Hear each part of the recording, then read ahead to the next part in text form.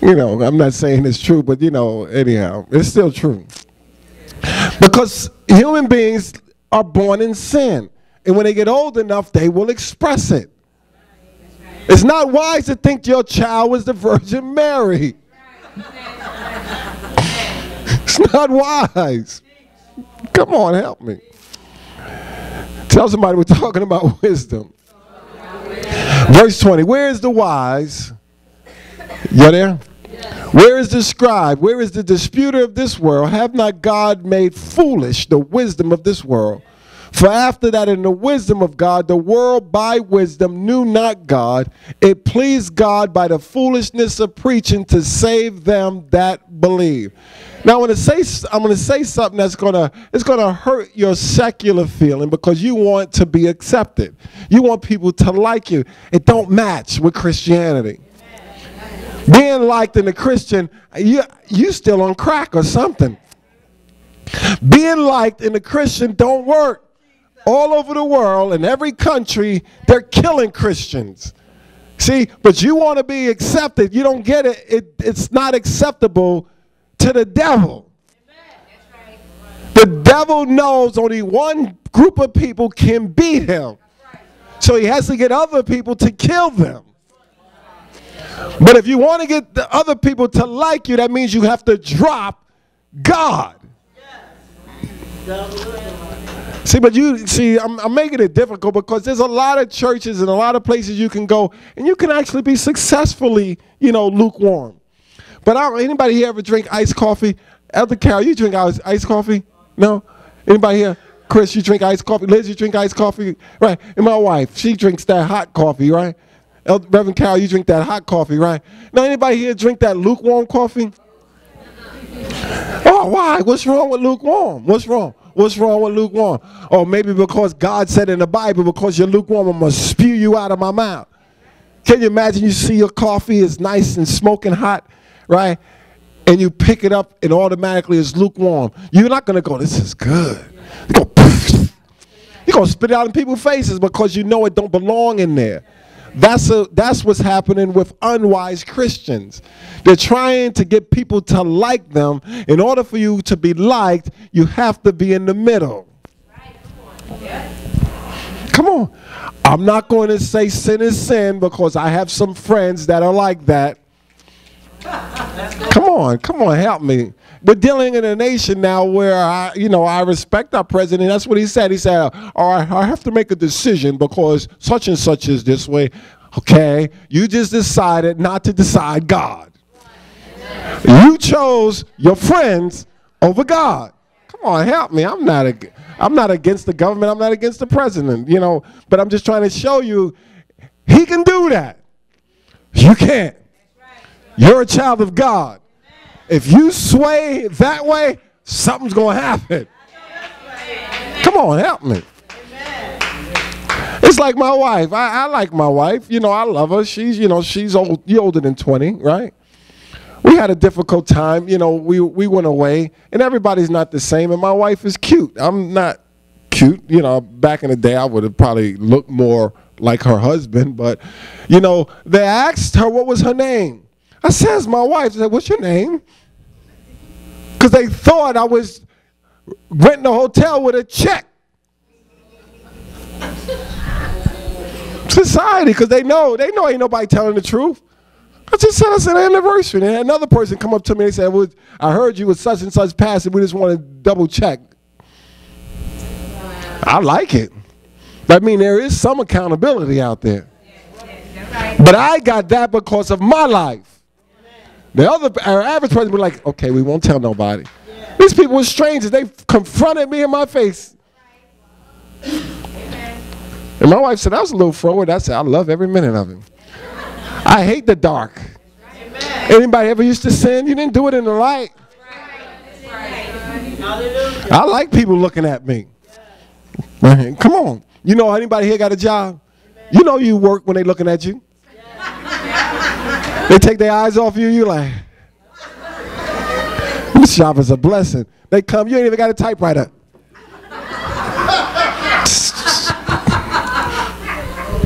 So I love it when people are looking at me and they know I'm Pastor Rich. I mean, it gives me accountability. That's why a lot of you in the closet, you won't even tell nobody you saved. Because when they want to smoke, you going to smoke. Come on, help me. When they want to drink, you going to drink.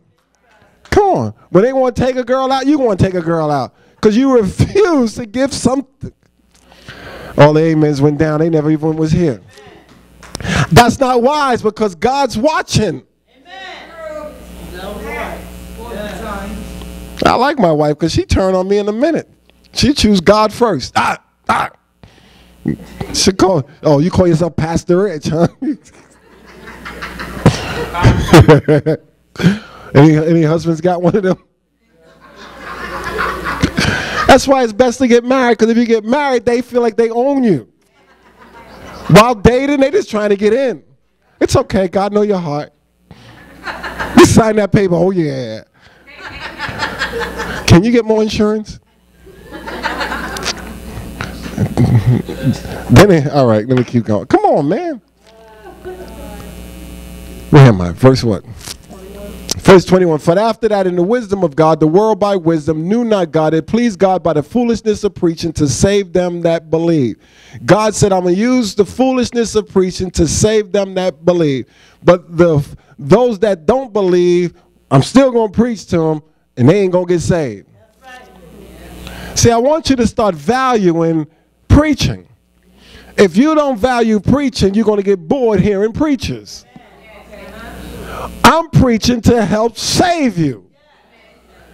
Not to just give you information where you think, oh, you know, I went to church, I had a really good time. You know, great. No! I'm preaching so you could preach. Saying, churches are little kingdoms. Ain't no crown up here. If anything, there's a dartboard. Let's just see how y'all are looking at me like.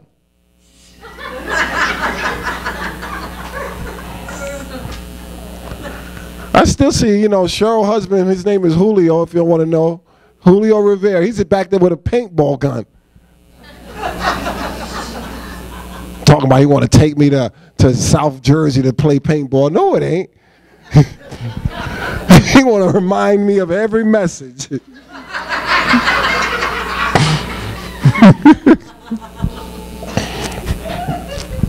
Come on. You might as well have fun. The world is going to hell and you not. Hallelujah. They were all out partying last night like hell wasn't real.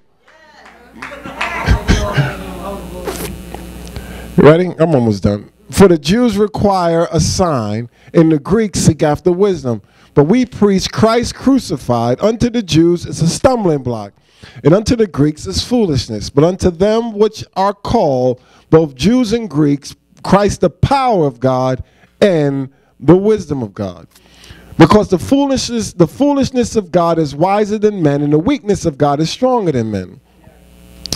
For ye see your calling, brethren, how that not many wise men after the flesh, not many mighty, not many noble are called. But God has chosen the foolish things of the world to confound the wise, and God has chosen the weak things of the world to confound the things which are mighty. And base things of the world and things which are despised have God chosen, yea, and things which are not, to bring to naught things that are, that no flesh should glory in his presence. Now, we're talking about wisdom, and what I'm really trying to say, and I hope you can hear this clearly, is you're not going to convince people in ways that they can understand it. That's using the wisdom of words. It is not your job to explain the gospel. It is your job to preach the gospel. Because them that believe that shall be saved. If they believe your explanation, then they're your disciples. When they get in trouble, you better go heal them. Because you, come on, help me. He said, I didn't come to with wisdom of words. He said, I come straight up. Turn or burn. That's right. Yes. And nowadays, churches are so nice in their instruction that everyone believes that they are going to heaven. We need to do a ticket check. Anybody ever heard of jaywalking? I was in California. I'm from New York. I'm from Harlem. I'm from the project. We snuck on trains, and there was always a turnstile and a gate, which was a sign, it ain't free. So we grew up knowing what's free and what's not. You go to California, they got this thing running, and everybody jumping on. So I'm like, oh, you just jump on. So I jumped on. I said, California is really nice. You don't have to pay for nothing. There's a big sign up there. $300 fine if you did not pay to get on this thing. I'm like, what was I supposed to pay at? Come on, help me. I see them running. I see them jumping. I know how to run and jump. I ran. I jumped on the trolley. I'm like, this is cool. I'm like, man, if you was slow, you don't get on this thing. I was like, I'm caught up to it. I jumped on. I'm like, I'm not California, you know, because I thought it was different. Hollywood, they ain't like right over there. So I said, well, this is how they do it. But then I ran. And I started looking around, how you pay? The train is moving, where's the turnstile? Where's the cop? Where's the token? Come on, help. Come on, 125th Street, right? There's a cop, there's a gate, there's a turnstile. All my life. Come on. So you jump on these new trains and you thinking you're legal. People are coming into churches thinking they saved. They ain't repent of one sin. Well, the preacher was nice. That music was really good. I can like this. So you better read. If you didn't pay to get on this train, you're going to be in prison. It's all right, Lizette. I know you want to clap. It's true. Clap with your wife. People are in churches thinking that they saved because it's comfortable to be on that train. I don't have a problem with people jumping off this train because I know where we going.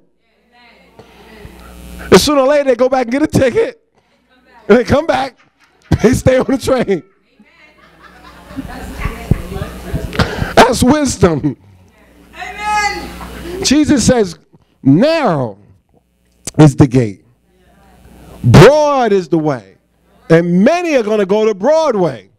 On Broadway. Sorry, this guy is almost funny. It's going to get a little hot. But you see what he says? That that no flesh should glory in his presence. Now here we go. But of him, talking about Jesus, are ye in Christ Jesus, who of God is made unto us wisdom, righteousness, sanctification, and redemption.